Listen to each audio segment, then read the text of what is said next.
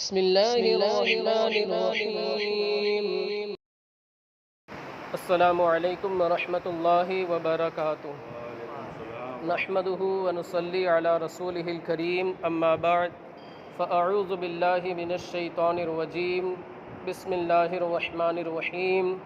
ويطعمون الطعام على حبه مسكينا ويتيما وأسيرا إنما نطعمكم لوجه الله لا نريد منكم جزاء ولا شكورا. آمنت بالله صدق الله مولانا العظيم وبلغنا رسوله النبي الأمين المتين المكين المختار الكريم ونحن على ذلك لمن الشاهدين والحمد لله رب العالمين.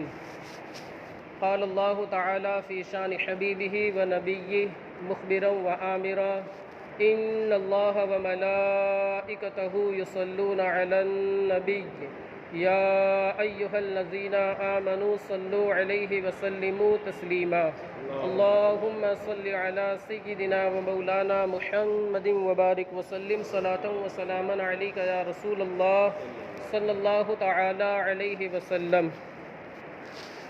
عزیزان ملت اسلامیہ، آپ قرآن عظیم کا مطالعہ کریں. اللہ توفیق دے کہ آپ ترجمے اور تفسیر کے ساتھ بغور اس کا مطالعہ کریں، یا درس قرآن کی مجلس میں آپ حاضر ہوں تو آپ کو یہ بات پتہ چلے گی کہ قرآن عظیم میں خرچ کرنے کی، راہ خدا میں اپنا مال خرچ کرنے کی جگہ جگہ ترغیب دی گئی ہے.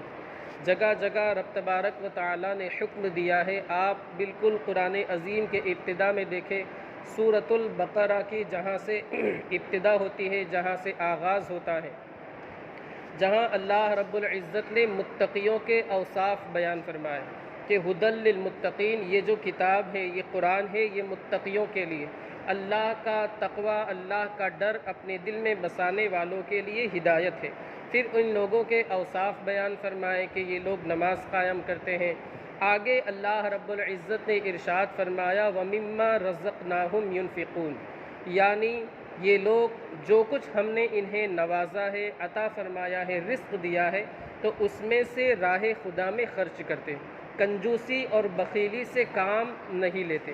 پتہ یہ چلا کہ اگر بندہ تقوی کے اعلیٰ مرتبے کے اوپر فائز ہونا چاہتا ہے، تقوی کا اعلیٰ مقام حاصل کرنا چاہتا ہے، تو اسے راہ خدا میں اپنا مال خرچ کرنا ہوگا خوش دلی کے ساتھ. کنجوسی اور بخیلی سے اسے کام نہیں لینا ہے. آپ آگے بڑھے، سورۃ البقرہ میں اللہ رب العزت تیسرے پارے کے اندر ارشاد فرماتا ہے خرچ کرنے والوں کی مثال.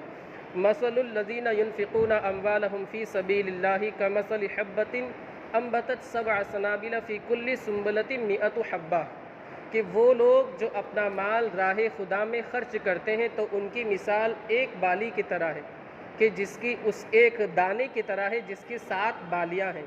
ایک دانے کی طرح ہے کمثل حبہ، جس کی ایک بالی ہے، ایک دانہ ہے، اس کی 7 بالیاں ہیں. ہر بالی کے اندر تقریباً 100 دانے ہیں. اس طریقے سے 700 تک یہ اس کا اجر پہنچ جاتا ہے. یعنی اگر بندہ 1 روپیہ خرچ کرتا ہے راہ خدا میں اللہ رب العزت کی رضا حاصل کرنے کے لیے، تو اس کی مثال 7 بالیوں کی طرح ہے. ہر بالی کے اندر 100 دانے ہیں. تو آپ ذرا سوچیں، اگر انسان 1 روپیہ خرچ کرتا ہے تو اللہ رب العزت اسے 700 نیکیاں عطا فرماتا ہے. اس کا جو اجر ہے وہ 700 کر دیا جاتا ہے. بلکہ آگے اللہ رب العزت ارشاد فرماتا ہے واللہ یضاعف لمن یشاء، اللہ رب العزت اس کے لیے، جس کے لیے چاہے، اپنے جس بندے کے لیے چاہے، اس کا دوگنا فرما دے. بلکہ ایک مقام پر اللہ رب العزت ارشاد فرماتا ہے واللہ یرزق من یشاء بغیر حساب، اللہ جسے چاہتا ہے بے حساب رزق عطا فرماتا ہے. یعنی اگر بندہ اللہ رب العزت کی راہ میں خوش دلی سے خرچ کرتا ہے، اللہ رب العزت اور اس کے حبیب کی رضا و خوشنودی حاصل کرنے کے لیے خرچ کرتا ہے، تو اس سے یہ 700 نیکیاں تو ملے گی ہی ایک کے اوپر. لیکن اللہ رب العزت اگر اس بندے سے راضی ہو جائے تو اللہ رب العزت اسے پھر بے حساب رزق عطا فرما دیتا ہے.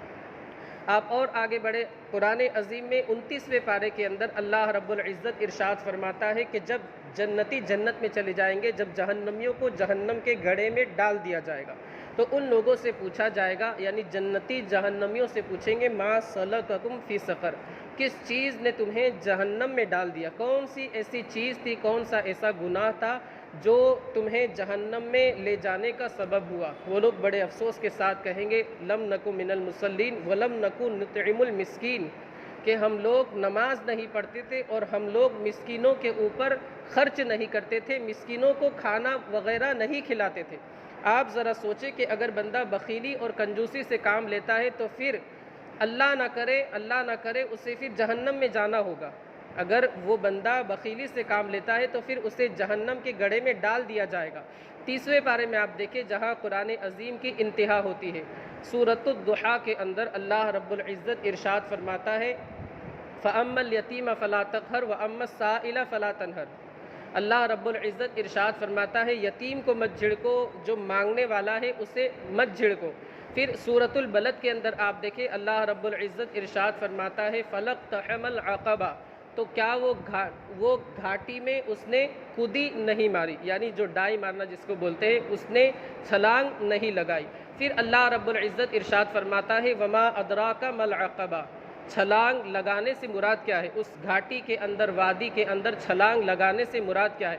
اللہ رب العزت آگے اس کا جواب دیتا ہے فَكُّ رَقَبَةٍ أَوْ إِطْعَامٌ فِي يَوْمٍ ذِي مَسْغَبَةٍ، بھوک کے دنوں کے اندر کسی مسکین کو، قریبی رشتہ دار کو، یتیم کو کھانا کھلانا، اور جو خاک نشیں مسکین ہیں اس کی دلجوئی کرنا، اسے کھانا کھلانا۔ مفسرین کرام بیان فرماتے ہیں کہ یہاں نیک عمل کرنے کو کودی مارنے سے، یعنی ڈائی مارنے سے تشبیہ دی گئی۔ اس کی وجہ کیا ہے؟ تو اس کی وجہ مفسرین کرام بیان فرماتے ہوئے ارشاد فرماتے ہیں کہ چونکہ نیکی کرنا اور راہ خدا میں اپنا مال خرچ کرنا بڑا دشوار ہوتا ہے، انسان کا دل چاہتا ہے کہ میرا 1 روپیہ بھی خرچ نہ ہو، بڑا کٹھن مرحلہ ہوتا ہے، اس کی آزمائش ہوتی ہے، اس کا امتحان ہوتا ہے۔ لیکن اگر وہ اپنے نفس پر قابو پاتے ہوئے، اپنے نفس کو کنٹرول میں رکھتے ہوئے راہ خدا میں اپنا مال خرچ کر دیتا ہے تو گویا کہ وہ ایک گھاٹی کے اندر، ایک گڑھے کے اندر ڈائی مارنے کے مترادف ہو جاتا ہے۔ ظاہر سی بات ہے، بہت بڑے جگر کا کام ہے کہ انسان اپنا مال خرچ کرے۔ ارے زکوٰۃ لوگ بڑی کنجوسی کے ساتھ نکالتے اور بہت سوچ سمجھ کر کے کر کے نکالتے۔ کہا جاتا ہے کہ اگر مسلمان اپنے مال کی مکمل زکوٰۃ نکال لے تو پھر دنیا میں کوئی بھوکا نہیں مرے گا، مگر افسوس بہت سے لوگ زکوٰۃ نہیں نکالتے۔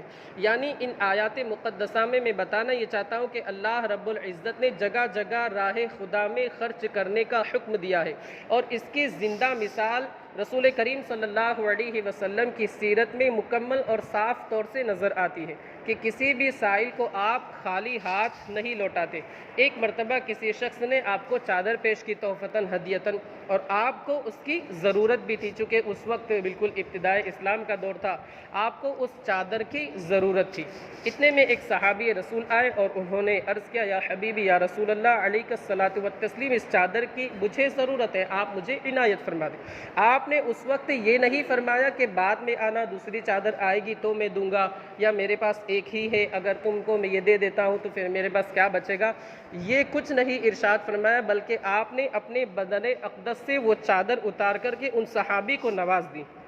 اسی لیے امام اہل سنت فرماتے ہیں کہ واہ کیا جود و کرم ہے شہ بطحا تیرا، نہیں سنتا ہی نہیں مانگنے والا تیرا، اور مانگیں گے مانگے جائیں گے، منہ مانگے پائیں گے، سرکار میں نہ لا ہے نہ حاجت اگر کی ہے۔ لا کا مطلب عربی کے اندر نہیں ہوتا ہے، یعنی آپ نے کسی سے مانگا کہ یہ چیز مجھے دے دو، انہوں نے کہا کہ مجھے اس کی ضرورت ہے، میں نہیں دوں گا، لا یعنی میں نہیں دوں گا، تو اس کا مطلب اعلیٰ حضرت کے شعر میں اس کی نفی کی گئی کہ سرکار کی بارگاہ سے لا سننے کا ملتا ہی نہیں ہے، سننے کا موقع ہی نہیں آتا، اور اسی طرح نہ حاجت اگر کی ہے، یعنی رسول کریم صلی اللہ علیہ وسلم کبھی یہ ارشاد فرماتے ہی نہیں کہ ابھی میرے پاس نہیں ہے، اگر ہوگا تو دوں گا، ایسا نہیں ہے، بلکہ مانگیں گے مانگے جائیں گے، منہ مانگے پائیں گے۔ جب آپ مانگیں گے رسول کریم صلی اللہ علیہ وسلم کو بظاہر اس کی ضرورت ہوگی تب بھی آپ اسے نواز دیں گے۔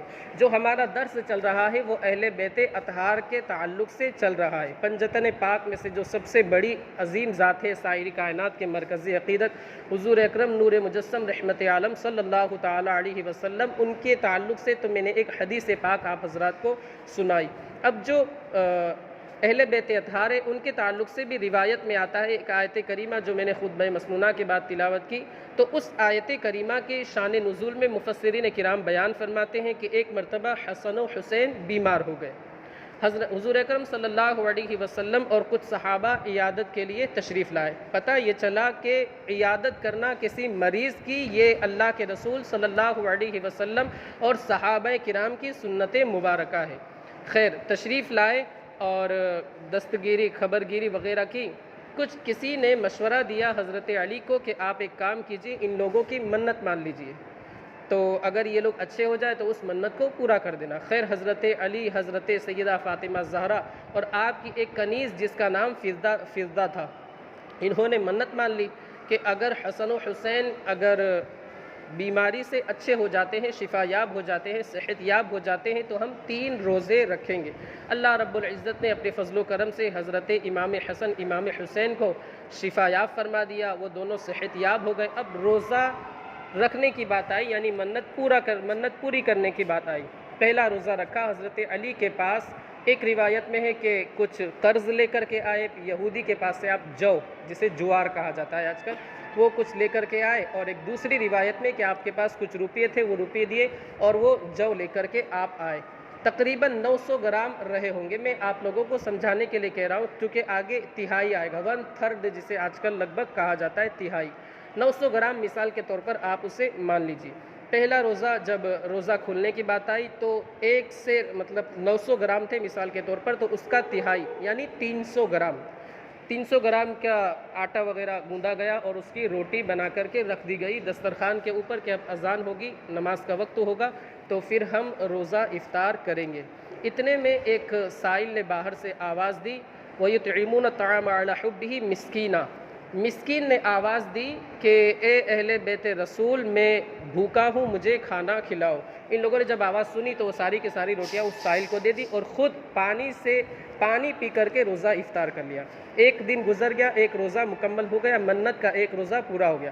دوسرا دن آیا، اب سب لوگوں نے روزہ رکھا، افطار کا وقت ہوا اور اس میں سے 1/3 یعنی 300 گرام، نہ 900 گرام تھے، 300 گرام استعمال ہو گئے، اب 600 گرام بچے، اس میں سے 300 گرام کا جو جوار تھے اس کی جو جوار کا آٹا تھا اس کی روٹی وغیرہ تیار کی گئی تاکہ افطار کیا جائے۔ اتنے میں ایک یتیم نے آواز لگائی کہ میں یتیم ہوں، بھوکا ہوں، مجھے کھانا کھلاؤ۔ ان لوگوں نے جب آواز سنی تو وہ ساری کی ساری روٹیاں اس یتیم کو دے دی اور خود پانی پی کر کے روزہ افطار کر لیا۔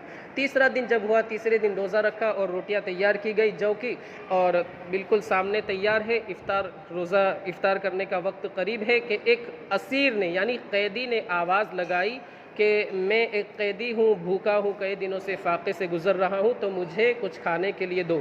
ان سارے کے سارے نفوس قدسیہ نے وہ روٹیاں اٹھا کر کے اس اسیر کو، اس قیدی کو دے دی اور خود پیاسے تھے، روزہ تو ظاہر سی بات ہے، پانی پی کر کے روزہ افطار کر لیا اور 3 دن تک کچھ نہیں کھایا۔ رب تبارک و تعالیٰ کو اہل بیت اطہار کی یہ ادا اور یہ عمل مبارک اتنا پسند آیا کہ قرآن عظیم میں ان کے تعلق سے آیات مقدسہ نازل فرما دی کہ قیامت تک ان کا ذکر تازہ رہے گا، قیامت تک ان کی یادیں زندہ رہے گی۔ اللہ رب العزت ارشاد فرماتا ہے وَيُطْعِمُونَ الطَّعَامَ عَلَىٰ حُبِّهِ، کہ اس کی محبت کے باوجود وہ یتیم کو کھانا کھلاتے ہیں، مسکین کو کھانا کھلاتے ہیں، قیدی کو کھانا کھلاتے ہیں، اور یہ نہیں کہ وہ نام کے لیے، بڑائی کے لیے کہ ہماری واہ واہ ہو، دیکھو یہ لوگوں کو کھانا کھلاتے ہیں، بلکہ آگے اللہ رب العزت ارشاد فرماتا ہے کہ وہ یہ کہتے ہیں انما نطعمکم لوجہ اللہ، کہ ہم اللہ کی رضا، اللہ کی خوشنودی، کہ اللہ ہم سے راضی ہو جائے اس وجہ سے ہم تمہیں کھانا کھلاتے، لا نرید منکم جزاء ولا شکورا، کہ ہم تم سے اس کا بدلہ طلب نہیں کرتے، ہم یہ نہیں چاہتے کہ ہم تمہیں کھلائیں اور تم شکر ادا کرو، ہم یہ نہیں چاہتے، بلکہ ہم تو صرف اور صرف اللہ رب العزت راضی ہو جائے اور اللہ رب العزت اپنے فضل و کرم سے اس کا جو اجر ہمیں عطا فرمائے ہم اس پر راضی ہیں۔ تو یہ اہل بیت اطہار کی شان ہے کہ خود بھوکے رہتے ہیں، اوروں کو کھلاتے ہیں۔ وہ کسی شاعر نے کہا ہے خود تو بھوکے رہتے تھے، اوروں کو کھلاتے تھے، ایسے تھے محمد کے گھرانے والے۔ تو ہمیں چاہیے کہ ہم اہل بیت اطہار کے طریقے کو اپنائیں اور اپنا مال راہ خدا میں زیادہ سے زیادہ خرچ کریں، جہاں کوئی غریب، یتیم، مسکین نظر آئے تو اس کی دلجوئی کرے، اس کے اوپر اپنا مال خرچ کرے۔ معاشرے میں ایسا ہوتا ہے، اللہ رب العزت کی قدرت کہ کسی انسان کی موت واقع ہو جاتی ہے، اس کی بیوی، اس کے بچے رہ جاتے ہیں، بچے اگر اگر نابالغ ہے یتیم ہو جاتے ہیں، تو ہمیں چاہیے کہ ہم ان یتیم بچوں کی کفالت اپنے ذمے لے لیں۔ ان کی جیسے پڑھائی باقی ہے تو ان کی فیس اپنے ذمے لے لیں، یا ان کا جو کچھ بھی خرچ ہوتا ہے تو اسے اپنے ذمے لے لیں۔ اسے آپ اچھا سمجھیں اس لیے کہ یہ خود حضرت ابوبکر صدیق کی سنت مبارکہ ہے۔ حضرت ابوبکر صدیق نے بھی اپنے چچا زاد بھائی یا اپنے خالہ زاد بھائی جو کہ یتیم ہو گئے تھے، ان کی کفالت اپنے ذمے لے لی تھی، اور وہ برابر خرچ کرتے رہتے تھے۔ تو ہمیں انشاءاللہ العزیز حضور اکرم صلی اللہ علیہ وسلم اور آپ کے صحابہ کی سنت مبارکہ ادا کرنے کا بھی ثواب مل جائے گا۔ مولا عز و جل ہمیں ان نفوس قدسیہ کے نقش قدم پر چلنے کی توفیق رفیق عطا فرمائے۔ یہ جو درس کا سلسلہ شروع ہوا ہے، یہ آل انڈیا قادری مشن، آپ حضرات جانتے ہوں گے حضرت علامہ مولانا ذاکر رضا صاحب قبلہ جس کے فاؤنڈر اور بانی ہیں، یہ اسی ٹرسٹ کی جانب سے یہ مختلف مسجدوں کے اندر 10 منٹ کا درس شان اہل بیت شروع ہوا ہے۔ آپ جانتے ہی ہوں گے کہ مشن کے مقاصد کیا ہے، جیسے ابھی آج کل کلینک وغیرہ کھلا ہے اور انگلش میڈیم اسکول وغیرہ بھی کھلی ہے، اور کافی اس کے اغراض و مقاصد ہے، اور الحمدللہ کافی حد تک یہ مشن کامیاب بھی ہے، بلکہ آپ یوں بھی کہہ سکتے ہیں کہ اپنے مقاصد میں مکمل 100% کامیاب ہے۔ تو آپ حضرات سے گزارش ہے کہ اس مشن کو بھی اپنی دعاؤں میں یاد رکھیں، اور جہاں تعاون کی بات آئے وہاں آپ دل کھول کر کے اس مشن کا تعاون کریں۔ ابھی اس مہینے میں اس مشن کا مقصد یہ ہے کہ 72 جانثار جنہوں نے جام شہادت کربلا کے میدان میں نوش کیا تھا، تو 72 کی مناسبت سے اس مہینے میں 10 محرم الحرام کو، چونکہ بہت عظیم دن ہے، اس مناسبت سے اس اعتبار سے 72 سادات کرام کو کٹ تقسیم کی جائے گی، راشن کٹ وغیرہ تقسیم کی جائے گی 72 سادات کو۔ تو یہ مشن کا ایک مقصد ہے۔ آپ حضرات سے گزارش ہے کہ تقریباً 1500-2000 کی ایک کٹ ہے، آپ حضرات سے گزارش ہے کہ اس مشن کا تعاون فرمائیں اور سادات کی اس طریقے سے آپ مدد فرمائیں۔ مولا عز و جل ہم تمام لوگوں کو اپنی راہ میں خلوص و للہیت کے ساتھ اپنا مال خرچ کرنے کی توفیق رفیق عطا فرمائے۔ وآخر دعوانا ان الحمد للہ رب العالمین۔ السلام علیکم ورحمۃ اللہ وبرکاتہ۔